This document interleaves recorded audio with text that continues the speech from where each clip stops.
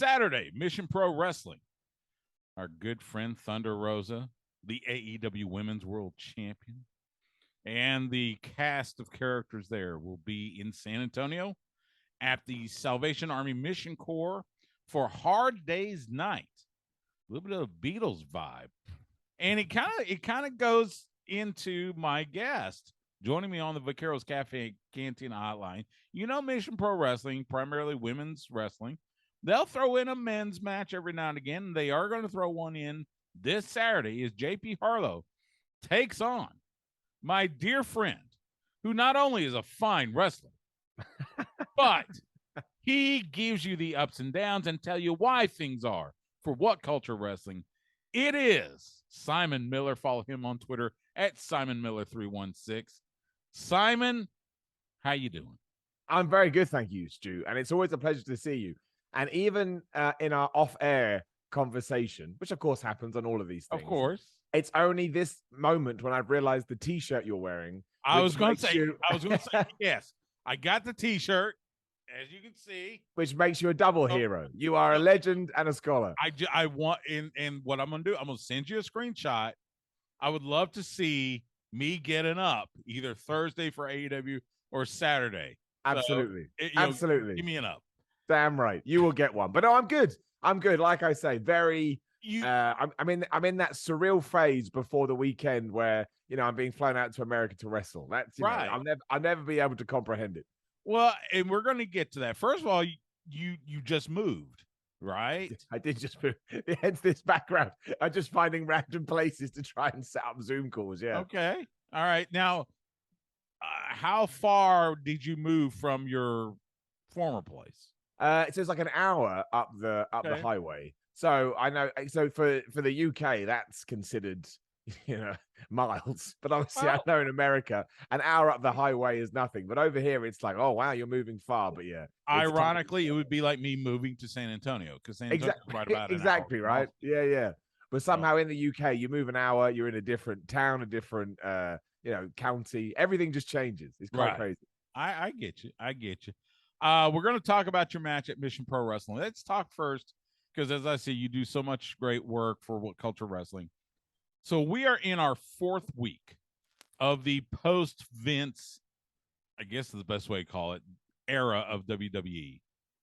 And we have seen, obviously we've seen the change in creative direction with Triple H at the helm. We've also seen returns of formerly released talents, Karrion Kross, Dexter Lumis, Hit Row, Dakota Kai. Give me your overall assessment, and it's early, but almost 4 weeks in, give me your overall assessment of the direction that WWE is heading. I mean, I like it. I do like it. I think, you have to let it evolve, week in, week out, because not everything that Triple H does is going to be a massive success, right? He's going to make his own failures. But I think the one massive thing he had going for him was that, as a lot of us has been saying, and look, I was I've always been quite a supporter of WWE in terms of the in-ring, what they were doing. I thought some of it was good and I thought some of it was bad, but I certainly didn't think it was as terrible as some people. They did terrible things every now and then, but I didn't think overall it was terrible. However, even someone like myself can be like, we need something new. The product needs freshening up. It's basically been the same way for 20, arguably 30 years. And especially ever since AEW started, which kind of, brought that WCW vibe to it. You're like, oh man, there is a different way to present wrestling. And I think that's been the major benefit to it. Like on Raw last night, Drew McIntyre versus Kevin Owens, impromptu match, unscripted promo beforehand, fire, passion. I wasn't the biggest fan of the DQ finish just because that's a hangover from the previous regime. I think you can do DQ finishes all day long when it makes sense. But unfortunately, when you've done as many as WWE has, it just gets long in the tooth. But no, every time I sit down to watch Raw SmackDown now, I've got that little thing in the back of my head where I'm like, I don't know 100% what's going to happen. And that's a great feeling. So I actually think it's going to benefit massively just off that. Even if we do get a story we don't like or a wrestler's push doesn't work out as intended, the fact that for a good probably 6 months you get to ride that wave, I think it's come at a great time. I think you can see that too. WWE feels quite exciting. It feels quite hot, as people say. And it probably hasn't been that way for quite some time. I agree with you. It's been, for, and you're going back the last several years since we've been doing the show. Whenever we do, for instance, the pay per view or premium live event or whatever preview, the picks were, you had the history of Vince's booking. Yeah. You knew pretty much what was going to happen. Yeah, they throw in a swerve every now and again, but it wasn't often at all. Yeah. Now it's like, and I'll bring this one up. You got Roman versus Drew coming up at Clash at the Castle in your neck of the woods, at least somewhat in Wales. And there has been some banter that says Roman drops the titles. And before Vince retired, resigned, whatever you want to call it, I don't think anybody expected Roman Reigns to lose those titles at least before WrestleMania next April in Los Angeles. Now it's looking like he may not have them by the end of the year. What do you think about that? I mean, I think the possibility is there, right? And beforehand, I wouldn't have thought that at all. I mean, you could even come up with a scenario where maybe somehow, Drew leaves the WWE champion and Roman, remains as Universal champion. I mean, I think they should do that sooner rather than later because Raw desperately needs its world championship back. But no, I think that's true because look, quite clearly Triple H is going to have the same kind of opinion as Vince McMahon did when it comes to Roman Reigns. Who doesn't right now? He's great. He's a star. He's an absolute he's making them a ton of money. But he doesn't need championships now, really. I know he's held it for 700 days, but given how Drew's been booked the last few weeks, proper, fiery, exciting babyface, maybe it does make sense to pull the trigger. I don't think it hurts Roman that much. If you are doing Roman Rock at WrestleMania, does that need to have any belts? No, it's Roman Reigns versus The Rock. And if Drew McIntyre does win it, maybe you can elevate him, not necessarily to that Roman Reigns level, because that would take a bit longer, but at least nudge him up the ladder. And then you can start doing that with other people as well. So I think they probably should do it. I think the moment of Drew McIntyre becoming WWE champion for a third time in his home country, kind of, but kind of not, within that area, I think is something that will help everybody. I think it will just push everything in a good direction. And then it doesn't really matter that Roman Reigns isn't on that many shows because, he can just be the star, like Brock Lesnar. He can just be the star that comes in as and when you need him. Yeah, absolutely. You're in the UK, as we just mentioned, Clash at the Castle coming up September 3rd in Cardiff, Wales. The excitement level in the United Kingdom, in your area, give me kind of a gauge. I mean, this is the first big stadium event that WWE's held there since SummerSlam. No, not SummerSlam. It was SummerSlam 92. SummerSlam 92. Yeah, SummerSlam 92. Yeah. So, I mean, I know there's excitement, but you're there on the ground. Give me your perspective of how excited folks are. I think people are pumped, absolutely. When tickets went on sale, and obviously they were released at high prices, as they always are these days. That's just the nature of the beast. But they were ridiculously high. I'm not defending them. But it was that situation where people were happy to go on the internet and moan about them, but also made sure to buy a ticket. It's like, it wasn't, they're hundreds of dollars and I'm not buying one. It was like, no, they're hundreds of dollars and I'm going, I have to go. And I think that's the mentality. And oh man, the coolest thing is, and I don't think you'd be able to do this every single year. And I think it's good that some companies don't do it over WrestleMania weekend. But because it is such a rarity, so many other promotions have now kind of hitched their bandwagon to that weekend. So anyone that's coming in, man, you're going to have stuff to do on Thursday, Friday, Saturday, Sunday, all the way through to Monday. So it really does feel like our own WrestleMania, which I'm super excited about. Like, as well as the Clash at the Castle, WhatCulture got a bunch of stuff on. I got a bunch of matches. I'm also hosting another show. Like, it's just going to be a wrestling heavy weekend. And I think everybody has bought into that. Yeah. I haven't checked for a while. Well, I checked recently, I think it was 70,000 tickets were out, and like a real 70,000 tickets, not like a made up number, were out last time I checked. So it feels like if this is as successful as you would assume it would be, it could be the platform to maybe having this every year. And I don't see why you wouldn't do it, because you've got the stadium in Wales, and obviously, the Premier League over here is huge. So you'd have your pick of football stadiums, and every single one holds, 60, 70, 80,000 people. So yeah, I think if it goes off as we want and it's a really great show, I really do think it could be awesome. And definitely the people over here in the UK are excited for it, which is great, right? Which is great. These are the kind of things that we want.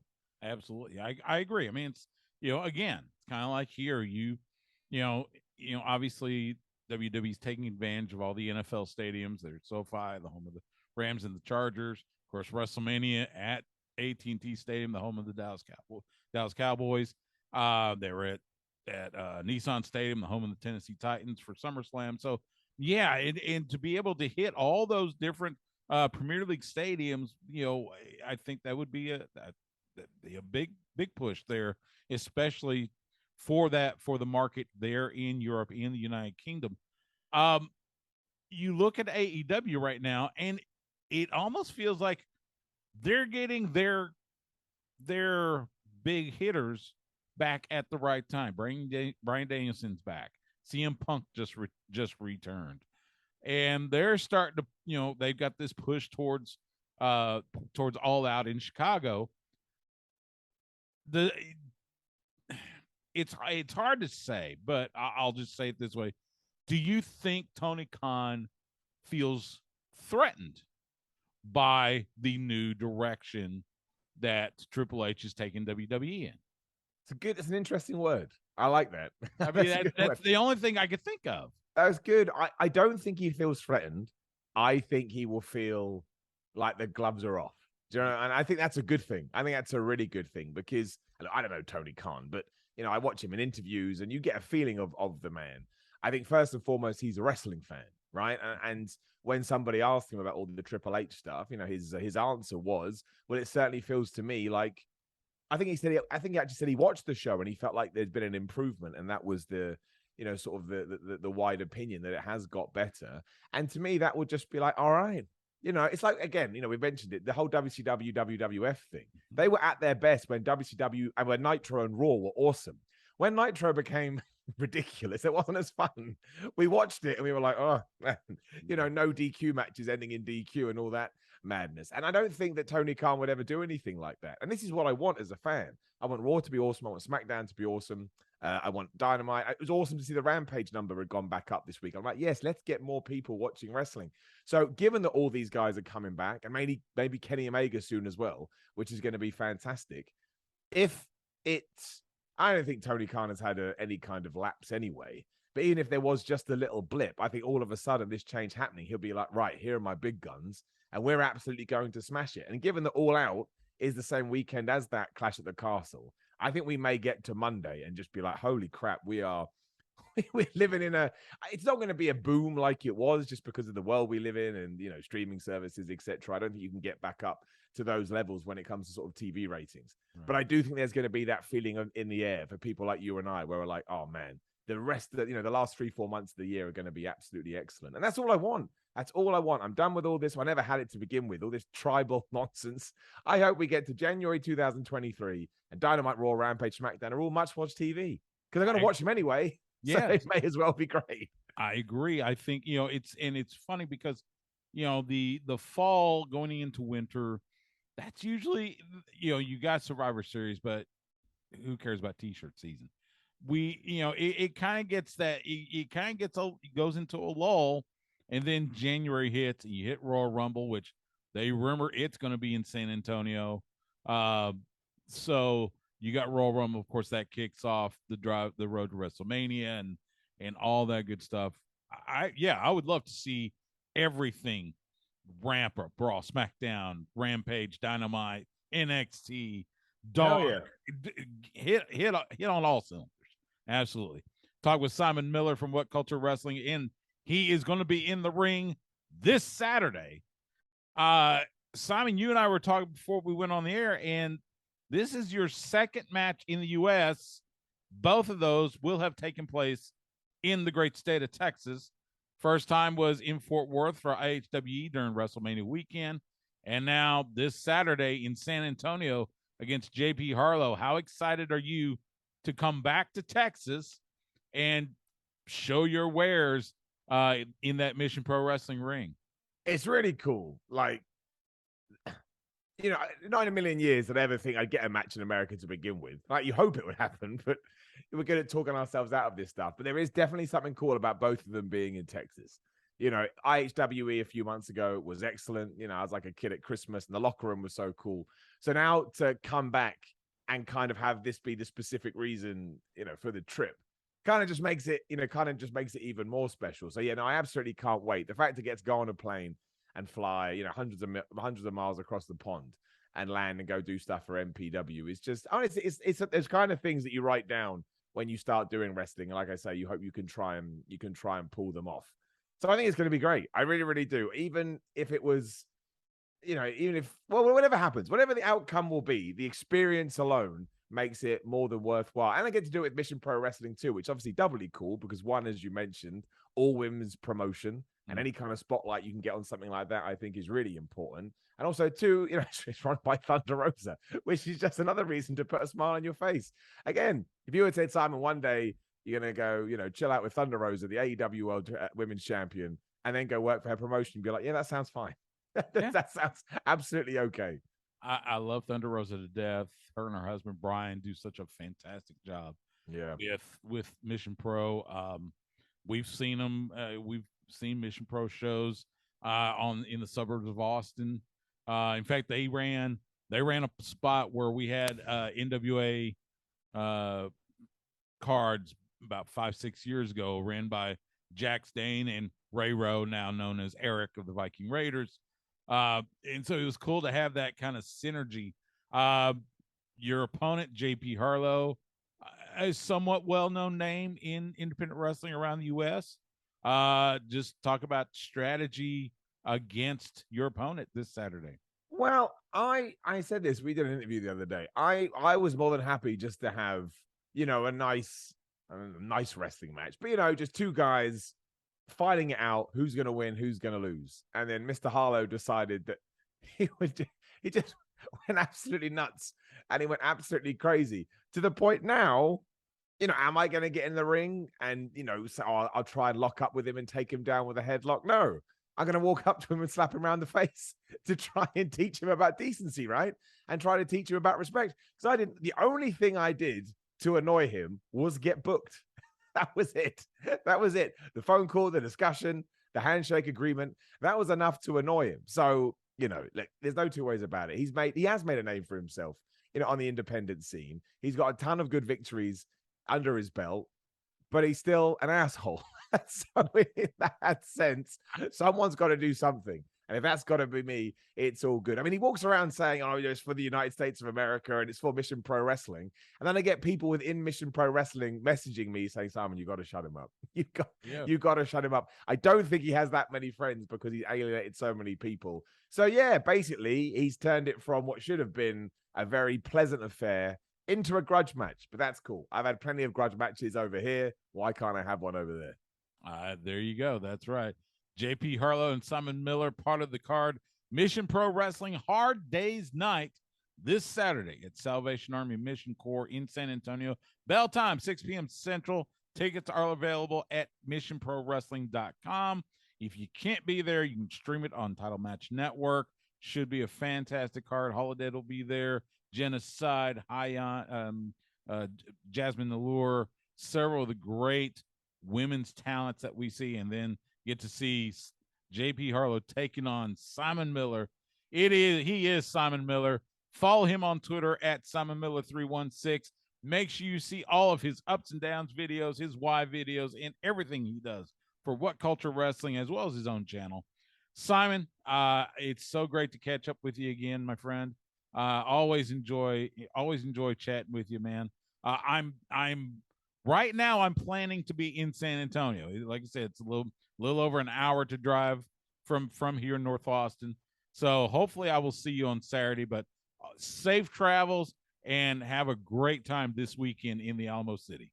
Thank you, Stu. And thank you for always being a good guy. Like, you really, really are. And you helped me out of a WrestleMania weekend as well, which I did not forget. So it's always my pleasure. Whenever you want me, I will be here.